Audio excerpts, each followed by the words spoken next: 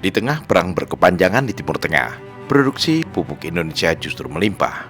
Pupuk Indonesia, khususnya urea, merupakan komoditas yang tidak terkendala perang karena seluruh bahan bakunya berada di dalam negeri.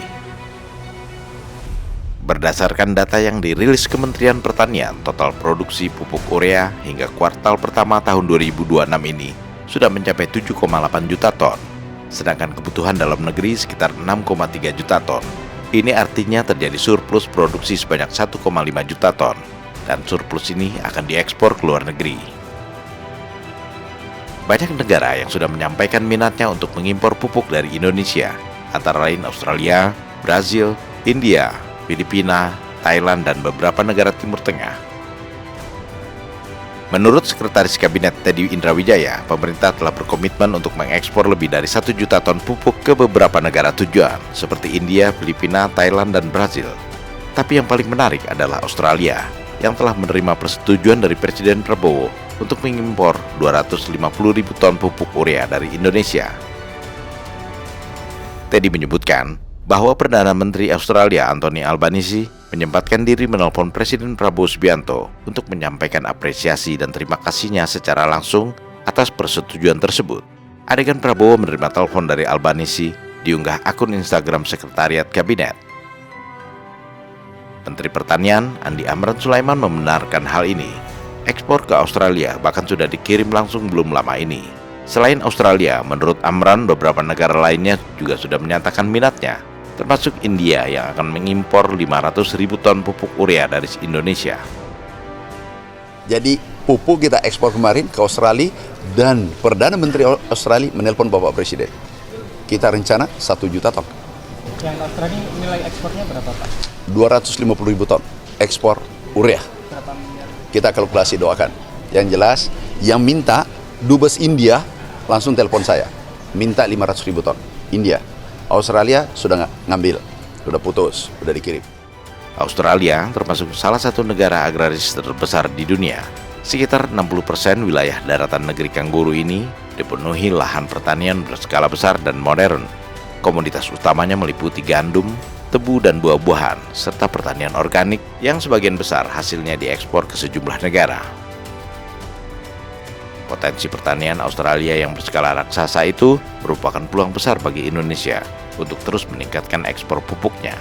Karena ternyata Australia sangat membutuhkan pupuk Indonesia untuk keberlanjutan produksi pertaniannya. Selain Australia, negara-negara lain juga sudah merapat ke Indonesia untuk memperoleh pupuk urea. Lalu bagaimana dengan kebutuhan pupuk untuk para petani di dalam negeri? Tadi telah disebutkan bahwa kebutuhan pupuk domestik sudah terpenuhi, sehingga sisa produksinya dalam jumlah yang sangat besar bisa diekspor ke luar negeri. Artinya, pasokan pupuk di dalam negeri tidak akan terganggu oleh kegiatan ekspor. Penjelasan ini kompak disampaikan pihak Kementerian Pertanian dan PT Pupuk Indonesia, BUMN, yang memproduksi dan mendistribusikan pupuk subsidi urea. Namun berdasarkan temuan tim liputan kanal ini, melalui wawancara dengan seorang petani di Kabupaten Nganjuk, Jawa Timur, ternyata masih ada kesenjangan dalam harga dan distribusi pupuk yang mereka peroleh. Petani ini menyebutkan bahwa distribusi pupuk subsidi untuk petani kadang tidak tepat waktu, sehingga untuk memenuhi kekurangan pupuk yang mereka butuhkan, mereka terpaksa membeli pupuk non-subsidi yang harganya cukup tinggi.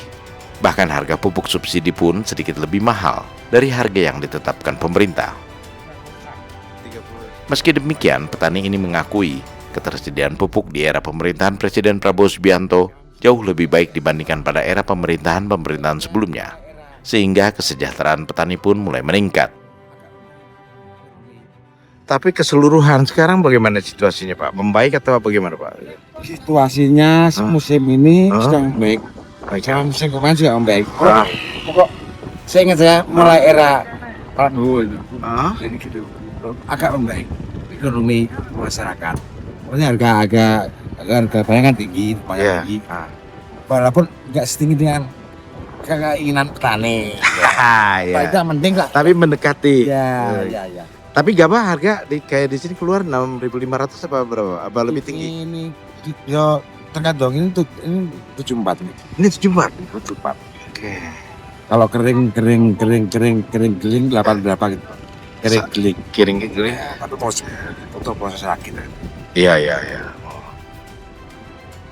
Tapi gitu ya Pak ya. Ya. Kalau soal pupuk segala macam aman. Pupuk yo ya masih kayak kendala kalau melihat berita TV kan gini apa intinya sekarang pupuk melimpah. Indonesia mau ekspor ke luar negeri tapi faktanya tetap dijatah gitu loh. Jatah pun dengan entah itu dari penyalurnya atau dari pusatnya nggak tahu, kayaknya nggak. Dari lingkungan Soal Iya. distribusi di bawah Iya, itu. betul kayaknya. Oke. Jatah tetap. Pengurangan jatah sih banyak kok. Maksudnya gini, kalau kemarin seperempat jatahnya 3 sak. Sekarang cuma dikasih 1,5 ya gitu. Cuma itu kendalanya kasih bukan. Makanya petani kan intinya bakal cari solusi lain Ya. dengan tambahan yang non subsidi dengan Lebih mahal tapi. lebih mahal otomatis.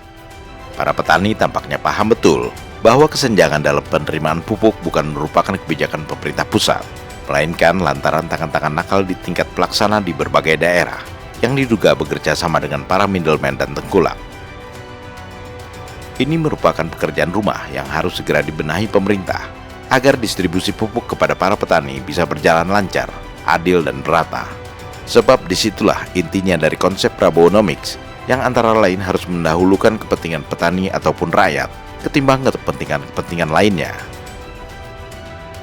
Tujuan Prabowo menggencarkan pembangunan pertanian tak lain untuk meningkatkan kesejahteraan para petani dan masyarakat secara keseluruhan. Sesuai dengan visi fundamental Presiden Prabowo, petani sejahtera, rakyat berdaulat.